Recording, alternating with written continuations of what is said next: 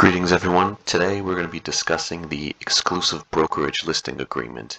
This is a little bit different from the exclusive right of sale listing agreement, which is the listing agreement that I usually recommend using, but you can use this exclusive brokerage listing agreement in certain situations. It does work. There's just a big difference about it, and what we're going to discuss in this video will go over that. So once again, before we begin, our company is NIS Realty Inc. At the time of making this video, we are licensed in the state of Florida. We pay all of our agents 100% of their real estate commission. More information can be found out about that on our website, nisrealty.com, or in the description at the below link of this video. Now, with that being said, we could go ahead and get right into the video and start discussing this exclusive brokerage listing agreement. So one of the key differences between this exclusive brokerage listing agreement is this particular sentence right down here. We're going to read that real quick. Seller reserves the right to sell the property directly to a buyer without the assistance of any real estate licensee, and, if successful, does not owe broker a commission. Does not owe broker a commission. So that's the difference between the exclusive brokerage listing agreement and the exclusive right of sale. Now, most of my videos I talk about using the exclusive right of sale, where your commission is due under any and all circumstances. The big thing about the exclusive brokerage listing agreement is it gives the seller the right to sell the property if they find a buyer without using the assistance of a real estate licensee, which is the broker and the real estate listing agent, you. And they do not owe you any commission. So you could sign this listing agreement, advertise the property, invest a lot into it, and then eventually the seller will find the buyer, and all that money you spent advertising the property, everything you put into this listing, you're not owe any compensation. You're not paid anything for your time, and that's one of the main reasons why I don't recommend using this particular agreement. But there are situations where you can use this agreement, or the seller wants to use this agreement and you don't want to turn away the business because they want to reserve the right to sell without the assistance of you if they find a buyer. So it really just depends on a case-by-case situation. I recommend discussing with your broker. If you're a member of our brokerage, you could contact us for further information. I usually don't like using these listing agreements. If I'm going to take a listing, I want the right of sale so that my commission is due under any and all circumstances, because I invest a lot of money and time into any listing that I'm taking. So I know it's a lot of talking in the beginning of this video, but that's an important aspect of this particular contract, the exclusive brokerage listing agreement. So keep that in mind. They do not owe the broker a commission if they find the buyer directly. And with that being said, let's go ahead and fill in the blanks like we do with all of our contracts. The first blank is the seller's name. You put their information here. We're going to do Billy Bob today as our placeholder as far as the seller's name. If a company owns it, you put the company name here. If it's in a trust, you put the name here as well, whoever owns the property. Broker, once again, it should be the company name. Our company is NIS Realty Inc., so we're going to put our company name there. You do not put your name in this particular spot. You put the company name that you work for, especially if you're an agent working for a broker. Now again, the term of the contract, we're going to do it. Let's start it off on August 1st. And remember, in the state of Florida, you cannot exceed a contract over 1 year. So if you're going to do a 1-year contract, it needs to end the day before. It doesn't end on August 1st, 2025. It'll end the day before, which would be July 31st of 2025.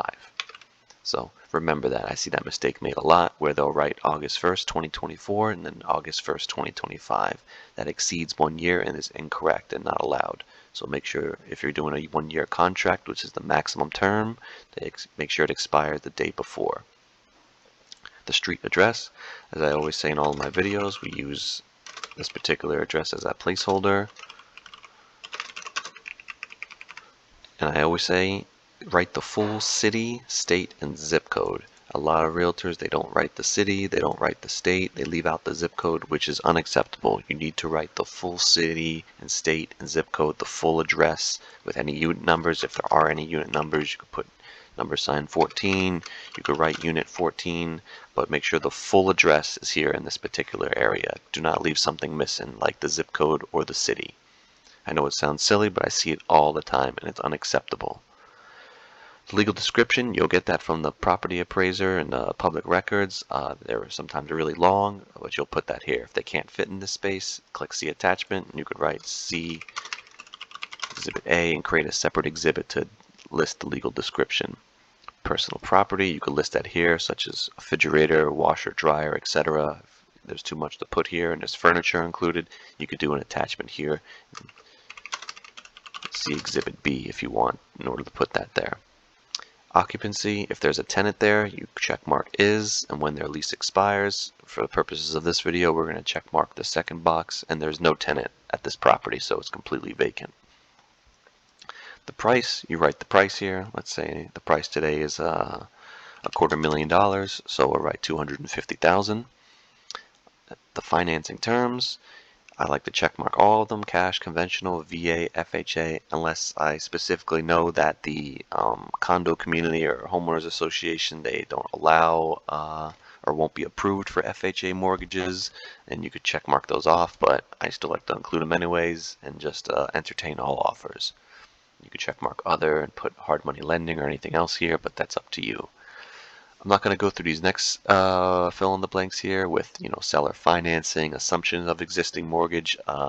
If you're doing anything like that, I'd recommend speaking to a specialist like an attorney or someone who specializes in these particular assumptions of existing mortgages and seller financing. I'm just going to move on to the next part of this particular contract because that's a little bit complicated. That could drag on this video.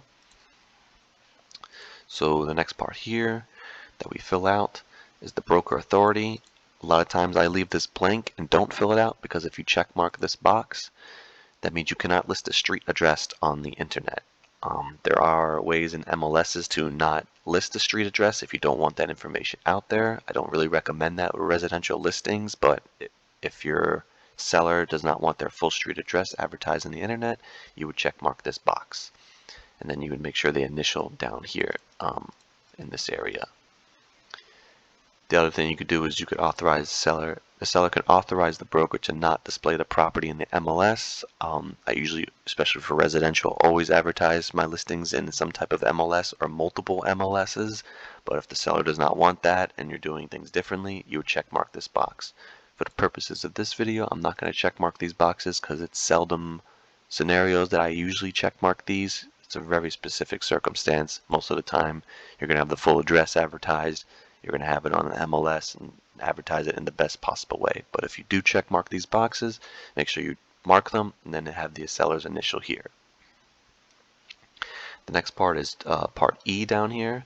You could check mark to use a lockbox system. If you're putting a Supra or a lockbox on the property, you need to check mark this. If you're not and you're doing the showings yourself, then you would have this not check marked, or if the seller lives there and they're going to be doing the showings, then you could have this box not marked if you're not putting a lockbox. But if you're using a Supra or some other type of lockbox, you'll check mark this.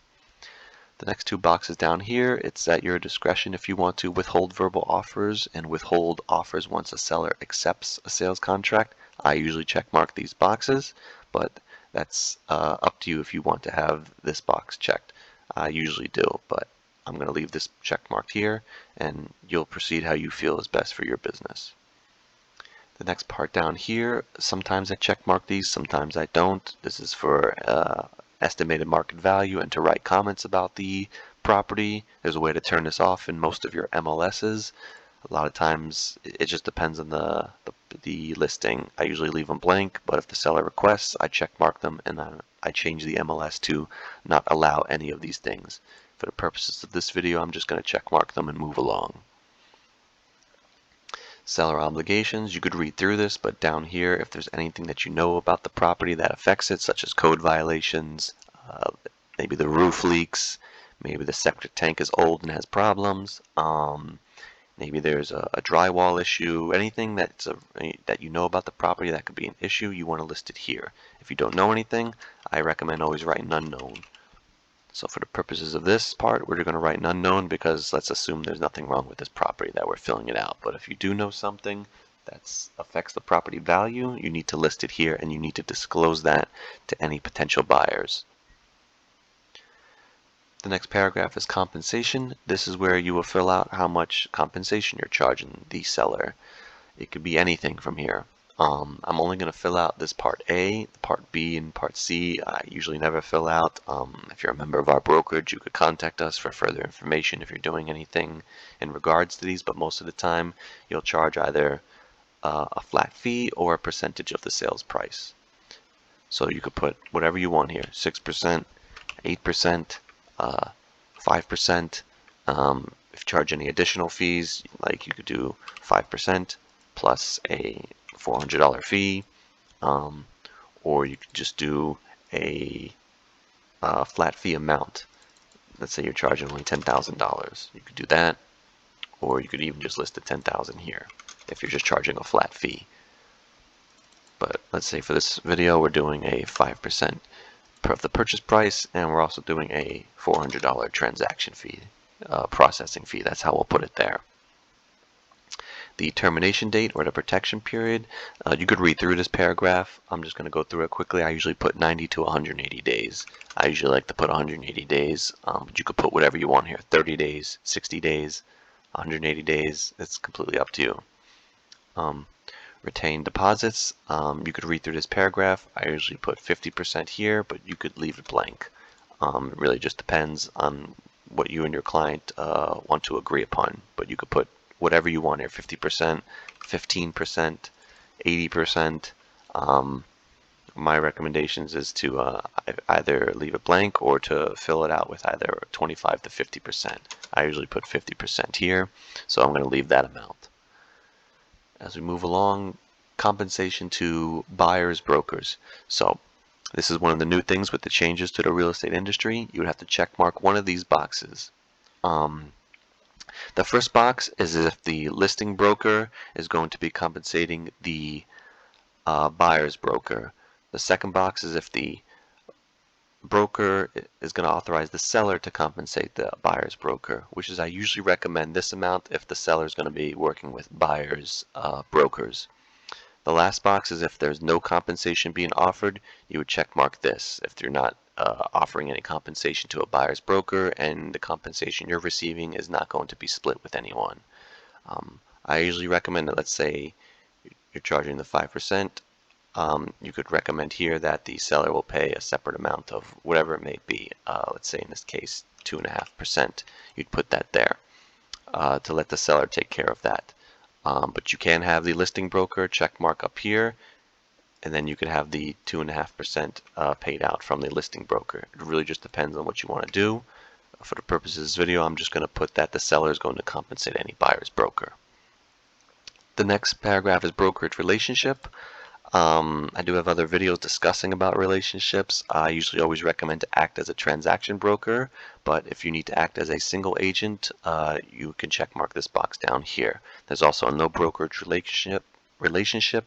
I rarely seen this type of relationship being done, but if that's what you're doing for your client, then you would check mark the last box here. Usually transaction broker is what I recommend, but you can act as a single agent if your client wants that. For the purpose of this video, I'm going to do a transaction broker. Conditional termination, you can leave this blank or write 0 in there, but if you want to charge a fee for terminating the contract conditionally, you put your fee here. It could be anything you want, $10,000, $5,000, $500. It's really up to you. $283, you put whatever you want here. I'm just going to put 500 here, and you could leave it. I'll leave it up to you if you want to put 0 there or a number for canceling the contract or terminating it. Make sure everyone initials the dispute resolution paragraph. It's important to have the seller's initial and the authorized broker or agent initial here for arbitration. And other than that, that's the end of the contract. Everyone signs and dates. Every page needs to be initialed down at the bottom here, and you just fill out the information here, and that's it. This is the exclusive brokerage listing agreement. I hope this video was helpful. Remember at the beginning of this video that the exclusive brokerage listing agreement is the most important thing is that the seller reserves the right to sell the property to a buyer without the assistance of any real estate licensee, and no commission is owed to any broker if the seller finds the buyer and sells the property to the buyer. So I don't recommend using this particular listing agreement, but you can use it, and there are cases where it's useful. And this video was all about drafting it and helping you out if you're going to use this. But keep in mind that the seller reserves that right. So You can do a lot of work and invest a lot into your listing and not get paid anything if this happens. So with that being said, if you're new to the channel or returning, please feel free to subscribe to the channel. It doesn't cost you a single penny, and it really helps our channel. It motivates me to put out more content because it really helps out the YouTube channel overall and the algorithm. Please leave a like and a comment at the end of the video. Ask any questions. I'll respond to them as soon as I can. I appreciate it, and we'll see you in the next video.